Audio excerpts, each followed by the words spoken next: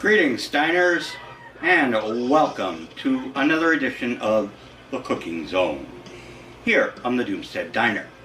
And today we're in front of a different piece of cooking apparatus, okay? This over here is a gourmet, okay? It's not an Instapot, but it's the same thing as an Instapot, just made by somebody else. Actually, it's probably made by the same people, and somebody threw a different brand name on it. Whatever. And as far as what I'm cooking today, this is the first time I've ever done it in this by this method. So we'll see how it comes out, right? Okay. Well, yesterday was the Ides of March, and we all know to beware the Ides of March. Okay. So you shouldn't do any important cooking on the Ides of March. Your stove might blow up or something like that. Okay? But then what comes after the Ides of March? St. Paddy's Day. You got it. Okay? On March the 17th. The Ides of March is March the 15th. That leaves only one day of opportunity to do your cooking, because you can't cook on the Ides of March. And then on St. Paddy's Day itself, you start drinking at breakfast, and you don't stop all day. So, do you really want to, make your corned beef and cabbage when you're shit-faced drunk? No, you don't. You want to eat it, okay? And so I've given away the secret. What we're cooking here is corned beef and cabbage. All right. So. Let's get started with it. You can take the top off the Instapot. Put it somewhere so it won't knock other things over. Okay, looks like it's good over there for now. And then we'll hear a crash and we'll know it wasn't good. Okay, and the first thing that went in the Instant Pot was this. It's a steamer tray, kind of fold-up thing, and that's going to keep the veggies and beef brisket above the level of the liquid that you're going to put in to pressure cook with. Okay, so the first ingredient that we're going to add is going to be onions. Okay, there's an onion. They're nice yellow Spanish onions. Frankly, you can use any old onion you like, because they're going to get cooked to death in the Instant Pot, and you're barely going to be able to recognize them as an onion when they're done. You're not going to put in any of the other ingredients with this. Other ingredients being the veggies, the cabbage, and all the rest, because they take a lot less cook time than a brisket does. Alright, so after the onions go in, we got to put our brisket in, and our brisket has been curing for a couple of days. And there's the brisket. Look at that beautiful piece of meat. That is what's getting cooked up here. And that's way more beef than I can eat. So I'm going to have to be giving this away, freezing it, doing something with it. I don't know. And we're going to put it in fat side down. Okay.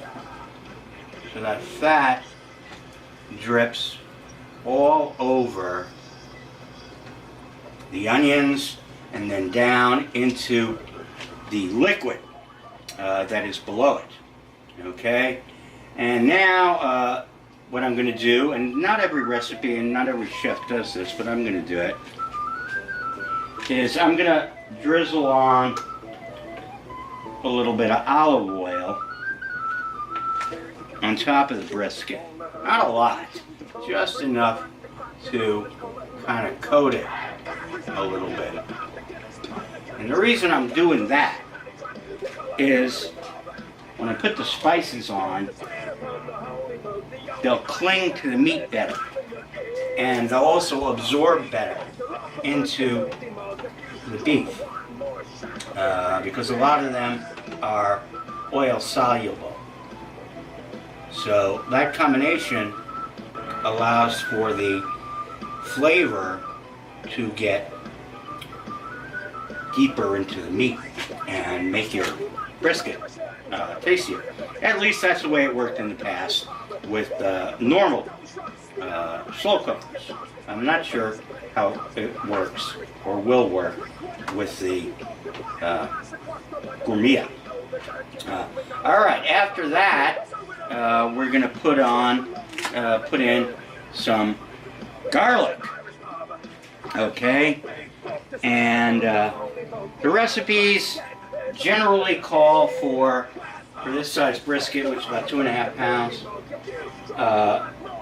4 cloves of garlic. But if you know my motto, it's you can never have too much garlic in a meal or too much garlic in a day. So I have about double that. About 8 cloves of garlic. And I mean, you know, really, it's a big piece of meat. I'll use 4 cloves of garlic on a 1 pound steak, which is 2.5 pounds. So, you know, I don't think it's unreasonable to put in 4 cloves of garlic or 8 cloves of garlic. Maybe other people do. And I'll tell you afterwards how it comes out. So, and you can believe me or not believe me. I'll see if I can find somebody else, maybe one of my cripple helpers, to taste it and give her honest opinion. I do have a cripple helper coming over, I think on Tuesday. So I'll still have it around on Tuesday, for sure. All right, after the garlic comes seasonings.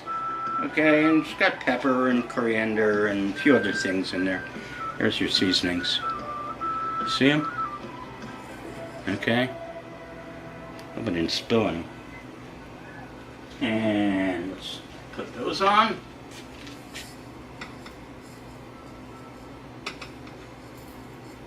And get it spread around the meat. And rub them in. Oh, that smells really nice. Oh, and one thing I don't know if I mentioned with your brisket, you want to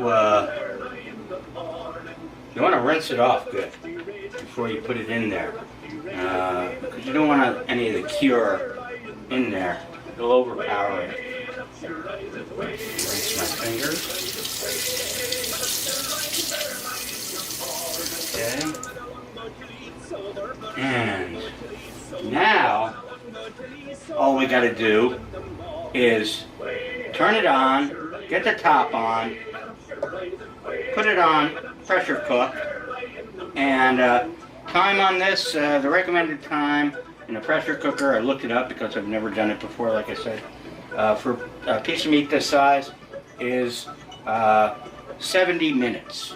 So I'm going to program it for 70 minutes. And I'm going to try to do this procedure on camera, but I may not be able to accomplish that due to the crippled arm. So you might have to just trust that I eventually got it done when the brisket comes out 70 minutes from now. All right, let's see if I can get it on while I'm on camera. Oh, wait a minute. Holy cow, I almost forgot something really important. Oh, this would have been disaster. Total disaster. I got to put in the broth and stuff for it to have to cook in. Now, normally, not normally, I mean, I guess traditionally, and that's Swanson beef broth, again, 100% natural, organic, right? They do use beer, like Guinness or something like that. But first of all, I didn't have any beer in the house. I stopped drinking beer a while back and switched over to booze. Plus, lately I have gotten into Japanese style cooking. I'm doing a lot of Japanese. So I did have and do have a bottle of sake. And so we're going to use about 1/2 cup of beef broth and then a cup of sake. And it's not too critical what your percentages are here. At least I don't think it is. I'm taking a wild guess at this. And then I'm going to add in for a little extra flavor and a little more Oriental, Asian type flavor, a little soy sauce, okay? And some people get on my case soy sauce and not use like real soy sauce, but you know, it's cheaper. And this is a Snap Card, a Snap Card Gourmet episode. I'm going to have to get that top off, and that's going to have to happen off camera, because I'm not going to be able to do that. So, I'm going to wrap up this section of the cook. You've seen all the ingredients. It's not that complicated. You should be able to remember it, unless, of course, you voted for Donald Dietrich Trumpovetsky, in which case I suggest you write it down. Or, you know, download the video or something, because, you know, you're not going to remember. All right. We'll be back after we got the brisket ready. Later. Okay. The pressure cooker is on, and the timer is set for 1 minute and 10 seconds. That's 60 plus 10 equals 70. And so now it's time to set it and forget it. Thank you, Ron Popio. And I am going to go have a little drinky and a smoke and let the pressure cooker do its stuff. And we'll be back, as I said before, when the brisket comes out of there. All right, later. Okay, as promised, once out of the Instapot, I'm sorry, Gourmet, let's get the right brand name, I would bring out the corned beef for observation and inspection by the Diner Gourmets, and you can see that the spices and the garlic and everything stayed on top of the corned beef the whole time. So all those wonderful flavors should have drained into the corned beef. And what we got to do now is we got to scrape this stuff off, because like those peppercorns and everything, they'll get stuck in your teeth and that's no good. So you don't want to keep that stuff on. And the prior to slicing it, we want to let it stand for a while. Let the juices absorb back into the meat. If you cut it too soon, the juices will just run out on you. You don't want that to happen. That's like, you know, makes it delicious, right? And I've got it in this foil here. A couple of reasons. one, I don't want any of the juices to run away from me on the cutting board. And two, after I cut off some slices for a test eating, I'll wrap it up in the foil and keep it like it is, so it doesn't, so, you cut it, it starts to dry out, although you pour liquid over it, and, some of the liquid that is in the Instant Pot is, makes a great kind of a gravy, and I'm gonna actually probably do some reduction on it to make it a little thicker, make it more like a sauce. People don't usually do that, but I'm gonna try it. Okay, I've got to leave this thing to stand, and while it's doing that, I am gonna go over and I'm gonna go over and throw the other veggies, the cabbage, the potatoes, and the carrots into the Instant Pot, and they'll be ready very rapidly. 3 minutes or so of pressure time, and another few minutes of cool down time, probably around 10 minutes altogether, and it's ready. Okay, so we'll be back to slice up some corned beef and test it all out. All right, see you then. All right, the moment of truth has arrived. We're going to slice into this lovely piece of meat that has endured such hardship for 70 minutes in the Gourmet pressure cooker.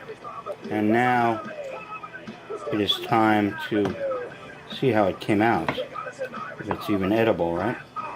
And I gotta get a fork here to help me with cutting somewhat.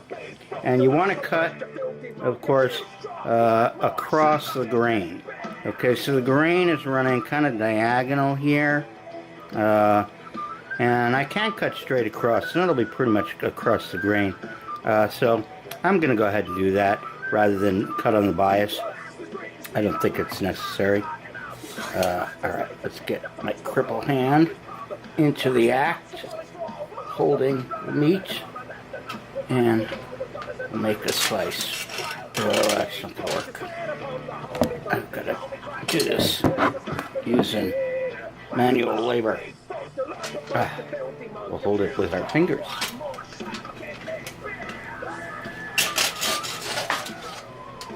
Oh, that looks good. That looks good.